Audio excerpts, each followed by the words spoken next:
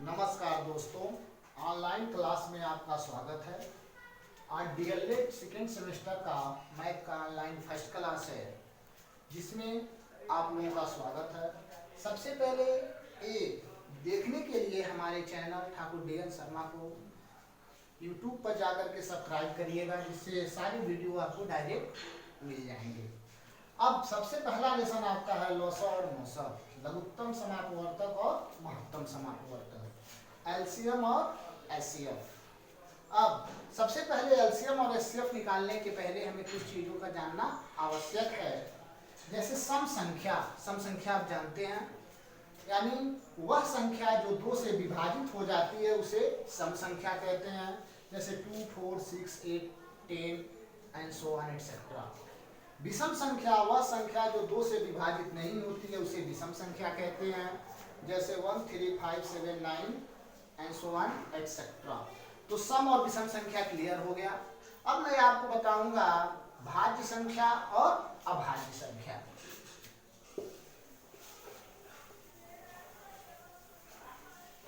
सबसे पहले अभाज्य संख्या क्या होता है? अभाज्य संख्या वह संख्या जो 1 से और स्वयं से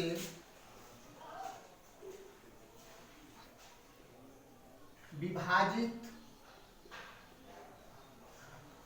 हो जाती है उसे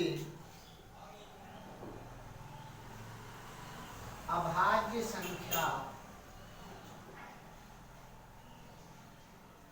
कहते हैं। जैसे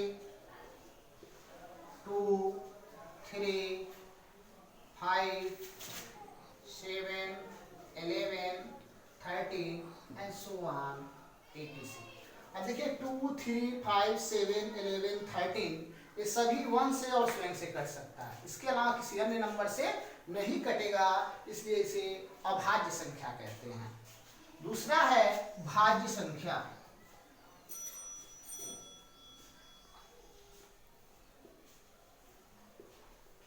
यानी वह संख्या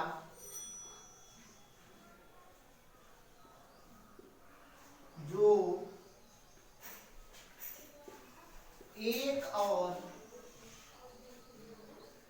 स्वयं के अलावा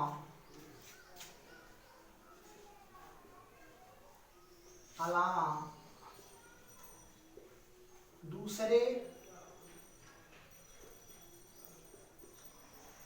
संख्याओं से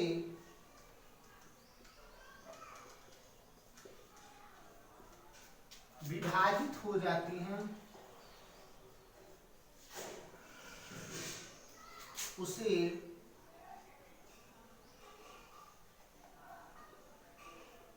भाज्य संख्या कहते हैं।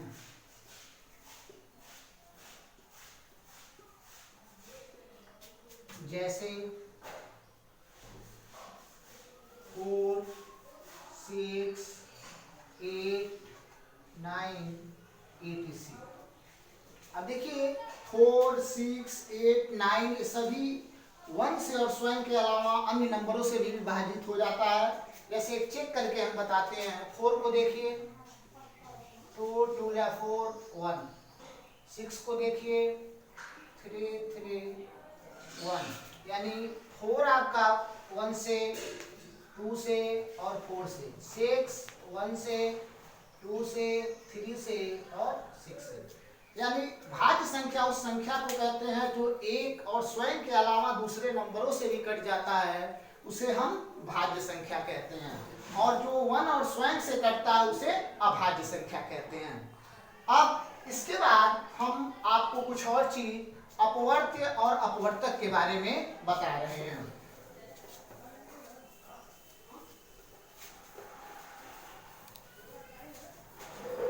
अपवर्त क्या होता है और अपवर्तक क्या होता है?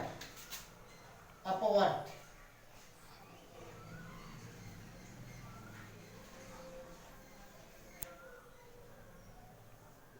अपवर्त जैसे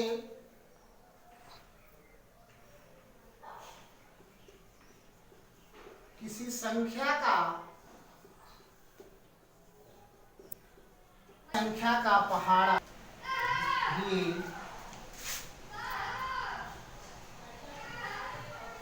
अपवर्त कहलाता है।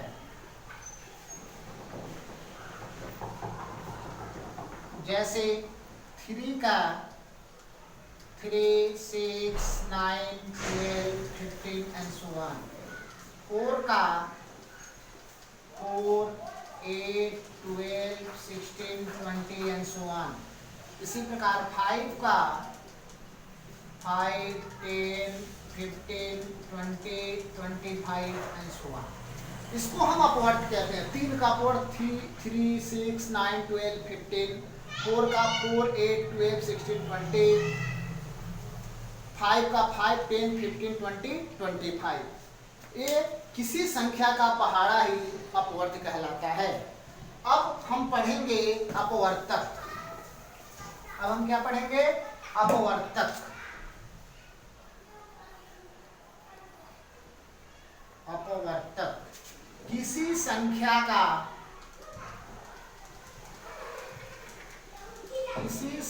का गुणनखंड,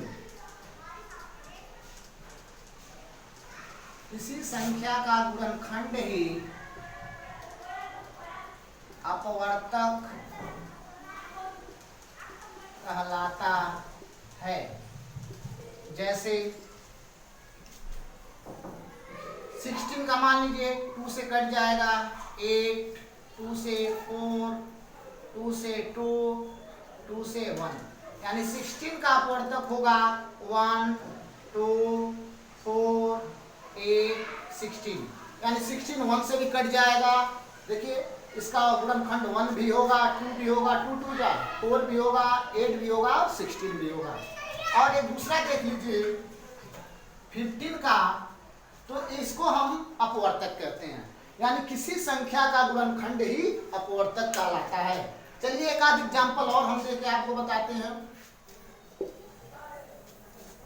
25 का देख लीजिए, 5 से डिवाइडेबल हो जाएगा 1, तो 25 का अपवर्तक 1, 5 और 25, यानी अपवर्तक वो कहलाता है, किसी संख्या का गुणनखंड ही अपवर्तक कहलाता है। ए हमारा जैसे अब ए अपवर्तक के गुणनखंड, इसी प्रकार जैसे 9 का 16 का आप किसी का भी निकाल सकते हैं। तो 6 चीज पढ़े, सम संख्या, विषम संख्या, भाज्य संख्या, भाज्य संख्या और अपवर्त तथा अपवर्तक। इसके बाद जानने के बाद हम एलसीएम और एचसीएफ निकालेंगे। और आज हम फर्स्ट क्लास है, इसीलिए ये सब आप इसको लर्न कर लेंगे, अच्छे से पढ़ लेंगे। और मेरा चैनल यूट्यूब पे जाकर के ठाकुर DN शर्मा को सब्सक्राइब करिएगा। जो सारा जो भी जितना भी क्लास चलेगा तुरंत आपके पास जाएगा। इसी के साथ आज का मेरा क्लास समाप्त होता है। धन्यवाद।